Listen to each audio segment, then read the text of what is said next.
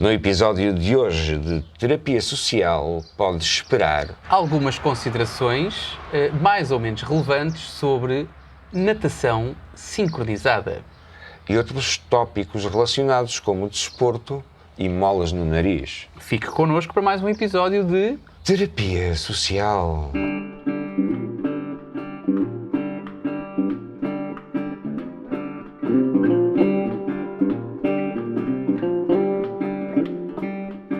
Bom dia, boa tarde, boa noite, boa qualquer coisa, onde quer que esteja. Olá. Olá é uma coisa mais telegráfica, é quase em código, não é? Depende da intuação, sabes? Eu gosto de um olá, que seja um olá expressivo, para que as pessoas se sintam acarinhadas da mesma maneira, sem tu teres que especificar se a pessoa está a ouvir isto de madrugada ou se está a ouvir isto ao final do dia. Um olá serve para qualquer momento, em qualquer altura. O olá, não queria alongar aqui muito na introdução, mas nós vamos ter um teaser, né? Vamos ter um som que vai introduzir o podcast, não é verdade? No final, sim. Exato, estamos aqui a trabalhar ao mesmo tempo, de uma forma, a trabalhar mentalmente, a pensar nos nossos ouvintes, a criar coisas para eles. Desde o primeiro instante. Pronto, mas a questão que eu te queria colocar é só uma. O olá pode ser transcrito em zeros e uns? Claro que sim. Em binário, diz lá olá em binário. Não consigo, mas não sou uma máquina, nem faço questão de o ser, mas a resposta direta a essa pergunta é assim: tudo pode ser traduzido em binário, Okay. em código binário. Menos este podcast. Também este podcast. Não, este podcast não pode ser traduzido em binário. Se depois perde com essa... Não, é assim, em bom rigor consegue, mas eu percebo o teu ponto de vista. Não tem um conflito de interesse no teu cérebro, foi tão engraçado agora. Vamos ser aqui 100% rigorosos cientificamente ou vamos ser aqui um pouco mais humanos e menos maquinais? Tem um bocado que ver com isso. Mas olha, o olá, eu uso muitas vezes, agora só, tu não me perguntaste nada, mas eu respondo na mesma. Eu uso muitas vezes o olá porque dá em qualquer circunstância. E uso muitas vezes o bom dia porque também dá em qualquer circunstância. Porque quando tu desejas um bom dia, é o dia inteiro. Não é uma boa manhã, ou uma boa tarde, ou uma boa noite. É um dia inteiro. Um bom dia serve se tu quer. Há pessoas que estranham e que te tentam corrigir quando tu à noite dizes bom dia. Ou as pessoas que dizem até já e só te vão ver daqui a um ano. Eu aí não digo até já, digo até breve.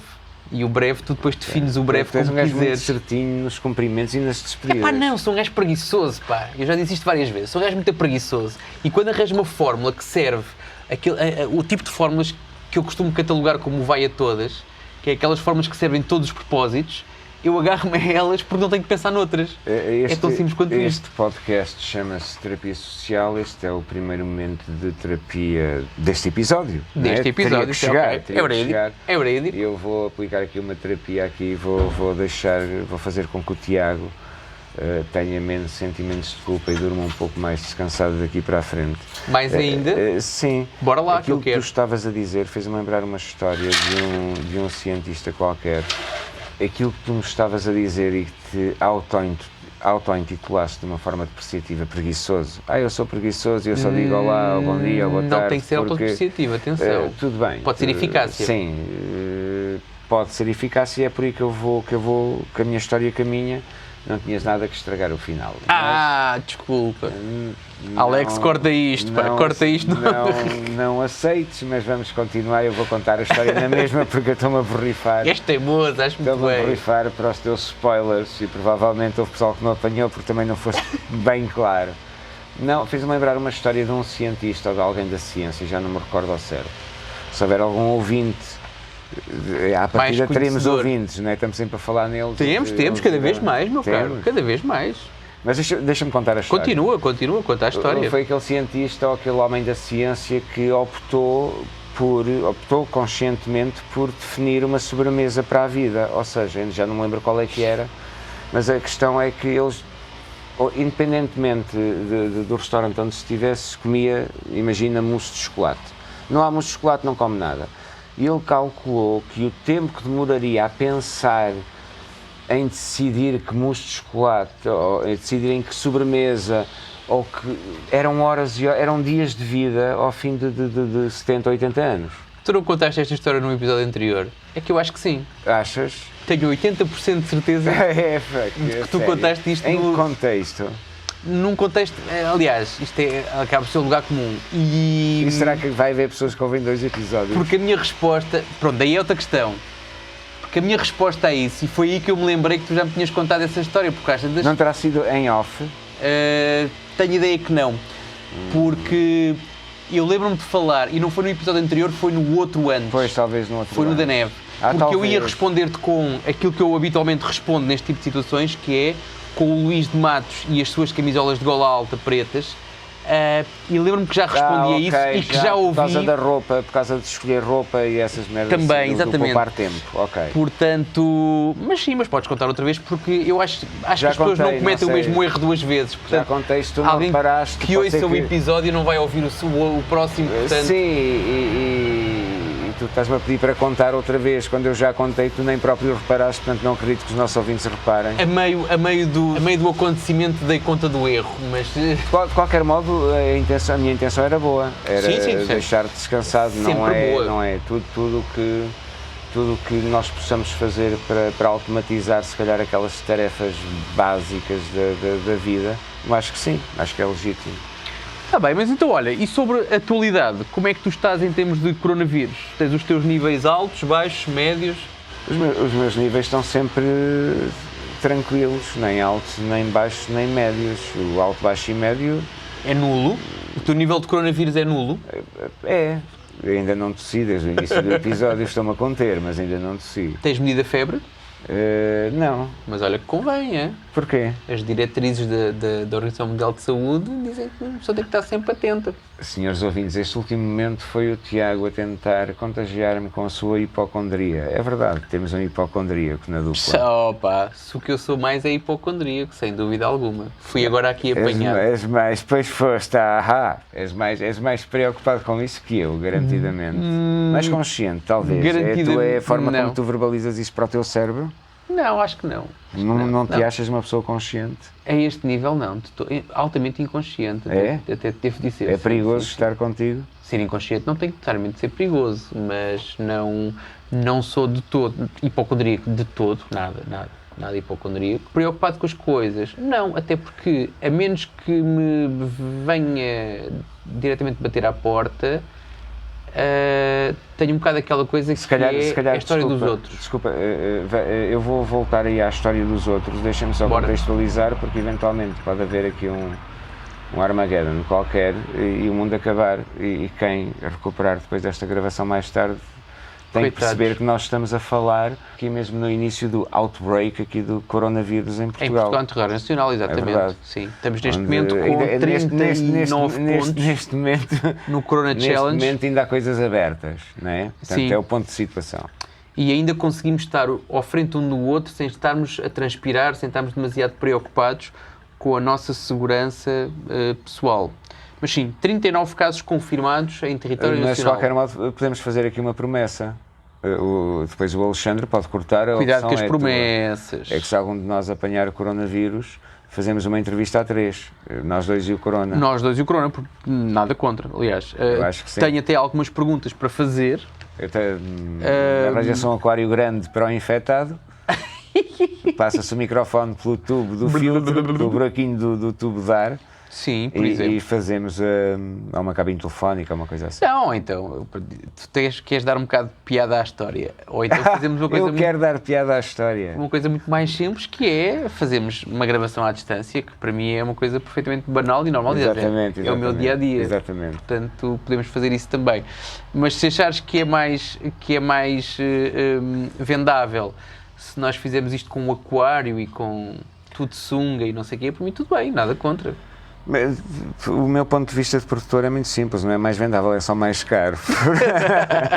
Portanto, vamos esquecer a ideia do aquário. Pronto, mas pode ser mais caro. E vamos confiar no Sistema Nacional de Saúde. Mas se for mais eficaz... cientistas que descobriram a vacina, acho que é mais por aí, não é? Tudo bem, por mim, pronto, ok. O tema inicial do episódio era natação sincronizada. Temos aqui, está apontado. Está aqui escrito. O assunto de coronavírus está despachado, pronto, já falámos um bocadinho sobre isto, já está feito, ok, está despachado. Vamos então para o nosso tema principal. Também é um episódio atípico porque estamos a gravar numa esplanada de um café fechado porque no restaurante estava o nosso estúdio habitual exatamente. Estava com demasiadas interferências e estava então nós optámos por arranjar uma alternativa.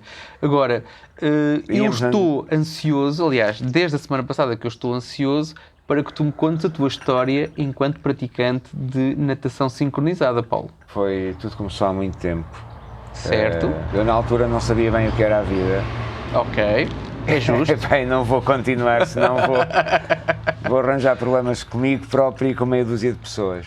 Mas quantos anos praticaste tu natação sincronizada? Eu nunca pratiquei natação sincronizada. Aliás, se tu te recordas, esse tema surgiu porque era só um tema parvo e achámos que poderia ser interessante desenvolvê-lo. Portanto, estás a arriscar dos nossos ouvintes todos os praticantes e as praticantes de natação sincronizada, é isso? Não necessariamente. Quando dizes que é um tema parvo. Não necessariamente. Não, é uma modalidade como outra qualquer. Aliás, eu provavelmente até faria natação sincronizada se alguém que fizesse natação sincronizada estivesse a ouvir o podcast, e tu também. Eu acho que sim. Acho que deveríamos fazer. Eu fico no desafio da semana passada. Eu prefiro a queda livre. Pois é, temos que... Ok, está aqui na bucket list. Isto porquê? Porque nunca consegui perceber as molas no nariz. É um facto. Como nunca consegui perceber aquelas pessoas que têm que tapar o nariz para mergulhar. Tu nunca conseguiste perceber as molas no nariz porque nunca deste uma cambalhota debaixo da água, nunca te entrou água pelo nariz, não percebias. Eu já dei cambalhotas debaixo da água, mas uma das primeiras coisas que eu aprendi... Mas deitavas ar pelo nariz. Como é óbvio. É os primeiros ensinamentos que tu tens. Mas durante um minuto eles não se podem andar a espalhar muco nasal nas piscinas, não é? Estás a imaginar o que era aqueles narizes todos e depois país atrás de país. Achas mesmo que isso é a pior coisa? Eu acho que não tem que espalhar muco nasal nas piscinas. Quando os nadadores se besuntam com óleo para terem menos atrito... Olha a equipa do Azerbaijão, por exemplo, não é? Com coronavírus. Certo. Com algum corrimento nasal. Se não têm molas no nariz, a equipa da Estónia que vai a seguir não tem o terreno de jogo em condições... Eu percebo isso, é? Até aí, certo, tudo bem.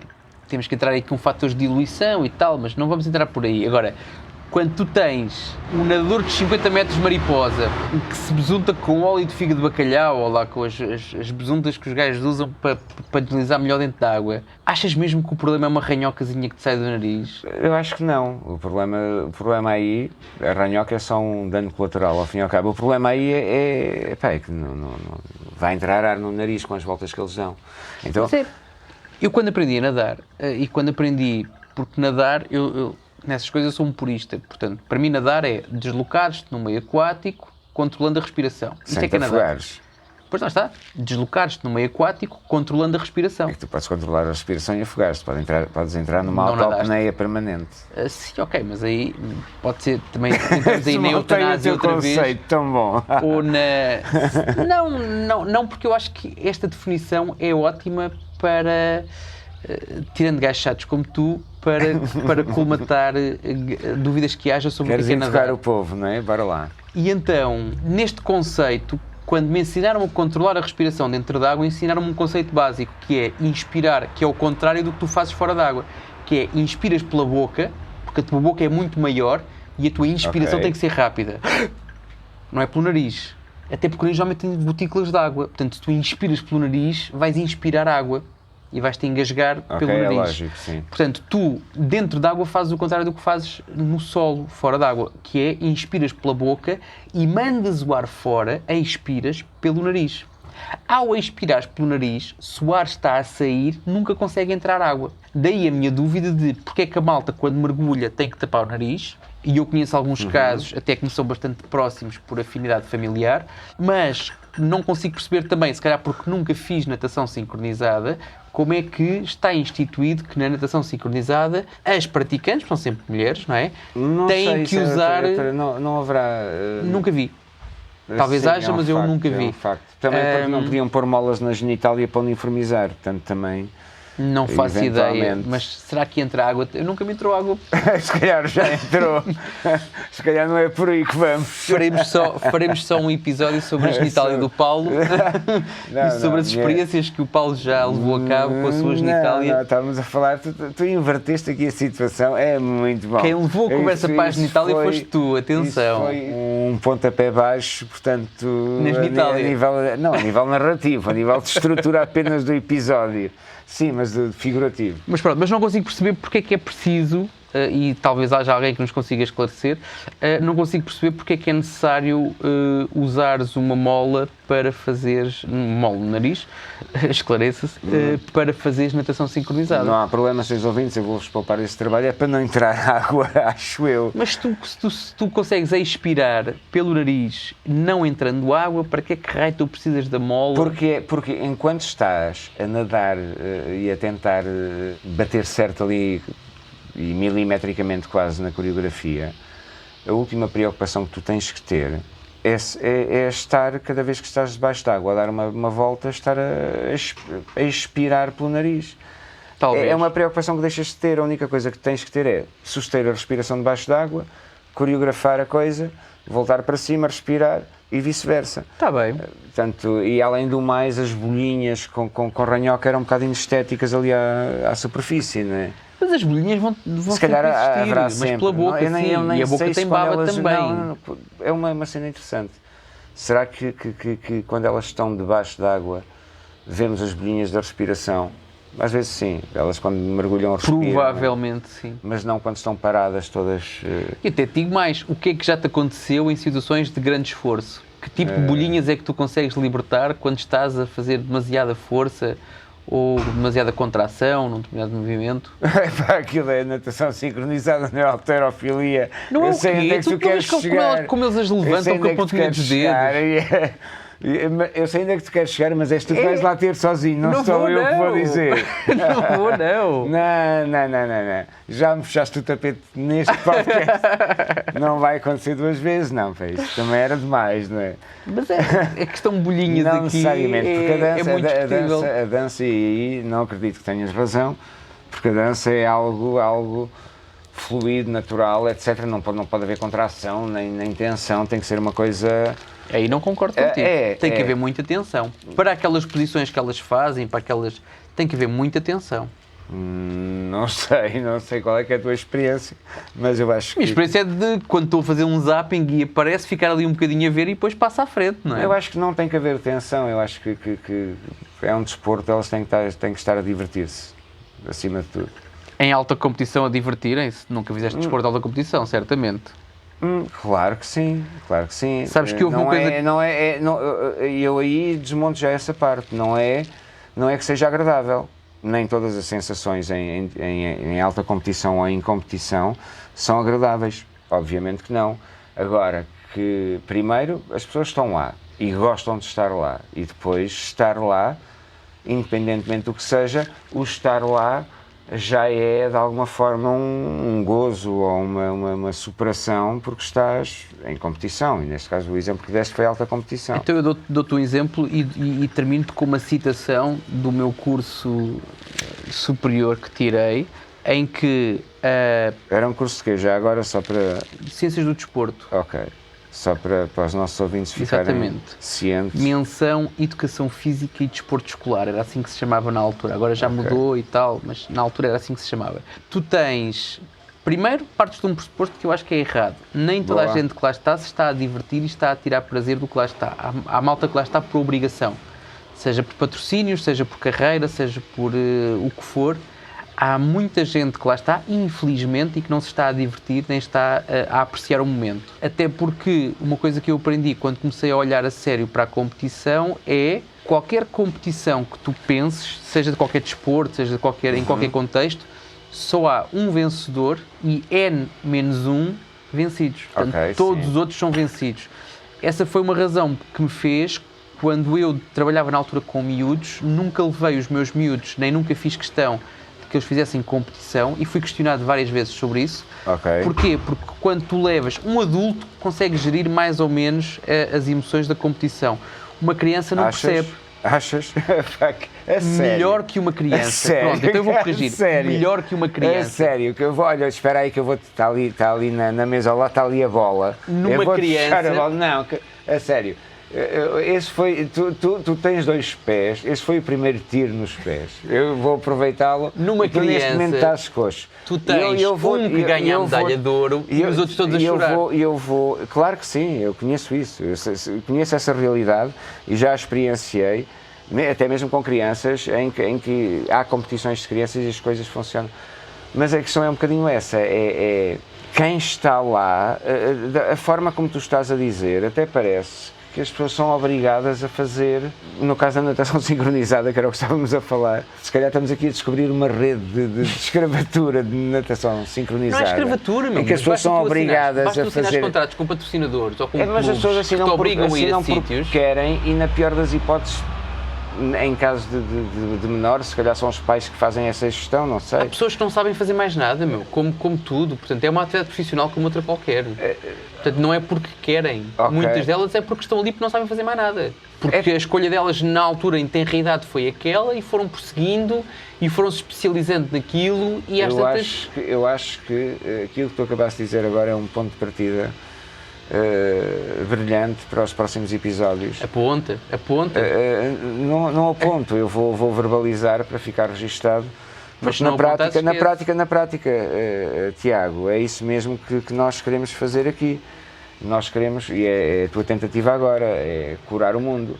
Tu estás preocupado com aquelas pessoas que são obrigadas a fazer natação sincronizada e que assinam contratos com patrocinadores, e que têm uma vida lixada, não é? Tem que estar debaixo da água parte dela. Sim. E as pessoas normais não têm que fazer isso.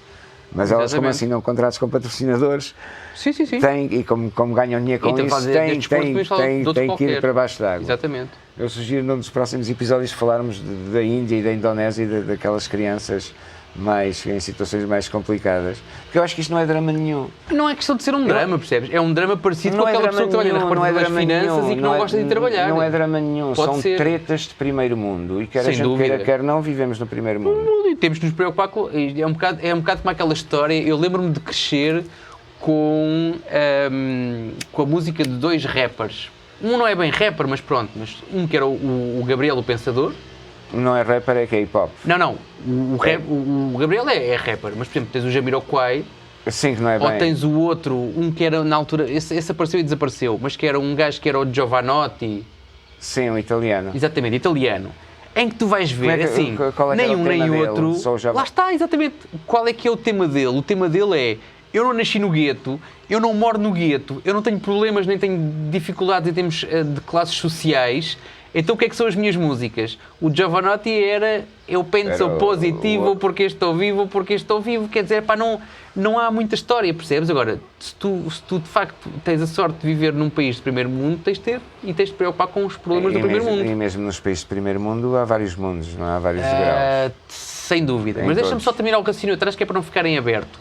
O que eu te queria dizer tem que ver com isso. Muitas vezes a profissão de desportista ou atleta é uma profissão como aquele tipo que se levanta para ir trabalhar na repartição das finanças. E pode ser uma obrigação e uma falta de prazer idêntica. Como é óbvio, não me venhas com histórias que o gajo que vai trabalhar para as finanças escolheu e queria desde pequenino trabalhar nas finanças. Aconteceu? Que sim. Aconteceu. Há pessoas que sim. Está bem. Vou-te dar isso, que é para não nos alongarmos, que não é o tema principal. Agora, uma das coisas que eu aprendi... As pessoas que nasceram para trabalhar nas finanças daria um tema brutal. Desde pequenino, que o meu sonho é... Bem, mas adiante. Ainda bem, se não fossem eles, a gente não se orientava, não é? Eles precisam de lá estar. Agora, a forma como tu muitas vezes és atendido quando lá vais, denota que aquelas pessoas não estão lá por gosto e que não era todo o sonho da vida delas. Agora... Uma das coisas que isto é que é mas, importante. Mas isso encontras em todo, é transversal, ao fim e ao cabo, pessoas insatisfeitas. Sim, mas é isso que é aí que eu queria chegar. Na natação sincronizada tu tens aquela pessoa que está lá e que está a ter um gozo enorme e que extrai dali um gozo enorme por passar metade do tempo com a cabeça debaixo d'água, mas tens a outra pessoa que faz daquilo um frete e que a única coisa que ela quer é ter um bom resultado para fechar um melhor negócio, um melhor contrato na época seguinte, ou para ter um carro maior, ou para ter uma porra qualquer. Eu agora vou correr um risco muito grande E vou dizer-te uma coisa. Diz. Eu acho que a natação sincronizada é um desporto tão estranho, não é? Que quem está lá por gosto. Não pode haver alguém que esteja ali com outro intuito senão nadar sincronizadamente, acho eu. Não faço ideia. Epá. Não tenho dados para comentar isso. Honestamente, não tenho. Agora, e esta, eu não me vou embora sem dizer isto. Uma das coisas que foi repetida muitas vezes durante o meu curso foi que o desporto dá-te saúde, mas a competição exige saúde. Ou seja, isto depois pode ser indexado. Pode ser indexado para o prazer, pode ser indexado para a satisfação, para uma série de coisas. Para o stress. E quando tu deixas de fazer desporto como forma de ter, já está, aquela malta que se levanta às 6 da manhã para ir correr à beira-mar. Dar prazer, não é? Exatamente. E muitas vezes o desporto, quando é tido e quando tu fazes treinos bidiários e quando tu tens que abdicar de uma série de coisas da tua vida pessoal e muitas vezes profissional por esse desporto, deixa de ser uma coisa que te dá saúde para ser uma coisa que exige saúde. E passas a ser o trabalhador das finanças. Exatamente. Na pior das hipóteses, não é? Yeah. E que acontece com muita frequência. Eu, sinceramente, não sei qual é a percentagem de pessoas insatisfeitas no desporto. Eu quero crer que são menos do que noutras atividades. Vai depender do desporto e vai depender... E não... Curiosamente, não deverá depender, que é um palpite meu, é um palpite também, completamente infundado, não tenho nenhum número que sustente isto, mas que não estará diretamente indexado àquilo que é o teu rendimento no desporto que tu escolheste. Não necessariamente, e agora estava-me a ocorrer uma cena muito estapafúrdia, que se calhar não é estapafúrdia, que é alguém que é topo de gama na área em que atua e que domina tudo. Sim. E que não tem prazer nenhum naquilo que faz.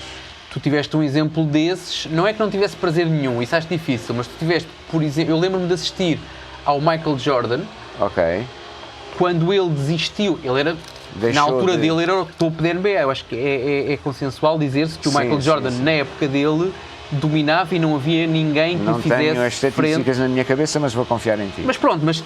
Sim, sem dúvida, era uma referência. Vamos dar aqui um conforto era uma que referência. Num top 5 ou num top 3, ele estaria lá certamente. E há um dia que ele diz, ok, estou farto do basquetebol, vou jogar beisebol.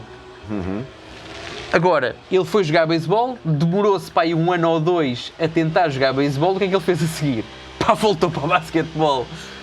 Portanto, porque de facto dava-lhe talvez algum gozo e se calhar o retorno financeiro e o retorno em termos de prazer. Sim, se calhar foi um luxo a que ele se pôde dar, não é? Ele pôde chegar àquela altura. Que não acontece, eu acho, nunca aconteceu com ninguém. Eu não conheço ninguém que fosse topo de carreira no desporto qualquer. Foi. O Tiger Woods fez golfe, tribunais e golfe. Mas tribunais é desporto, eu não sei se não é finanças. É mais intenso. Eu não sei se não vou a finanças. É mais intenso. É alta competição. É alta competição e é duro. Tanto que a atividade física que ele fez para ir a tribunal, aí sim, temos desporto. Mas... Desporto não direi, eventualmente há gasto de calorias no processo, mas não direi desporto. Mas sim, mas olha, mas basicamente é isto. Agora, e deixaste-me a pensar quando tu me disseste que a natação sincronizada, tu falaste em, se não me engano, estranho. É estranho, sim. Foi a palavra que tu usaste. Eu diria só, escolhi bem o adjetivo porque queremos prevenir o facto de alguém que faça natação sincronizada ouvir isto aqui. Eu diria só que é menos mainstream. Menos mainstream. Muito menos. Pronto, exatamente. Bué longe. Portanto, não vou dizer que é estranho. É longe, chama. Conhece alguém que faça... Bué longe. Deve haver natação sincronizada em Portugal, não é? Não, eu conheço algumas pessoas que assistem.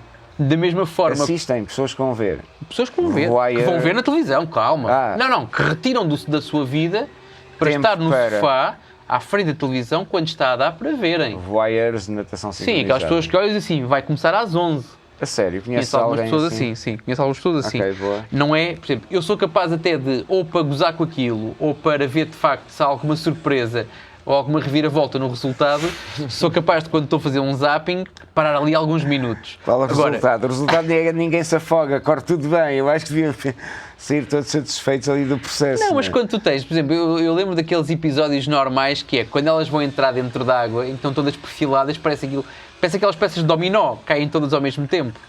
Não é ao mesmo tempo, mas sequenciais. Pim. Mas aí há uma coisa que se calhar, eventualmente, acredito que tenhas razão, se calhar aí dou um bocadinho o braço a torcer, porque especificamente na natação sincronizada há uma rigidez e há e eu digo rigidez, há bocado estava a comparar com dança e não é, se calhar, é com balé. Não é que o balé não seja dança, mas o balé é dança instituída por militares, de alguma forma, só que os militares são as professoras de balé, em que aquilo é ultra rígido, ultra condicionante, não é?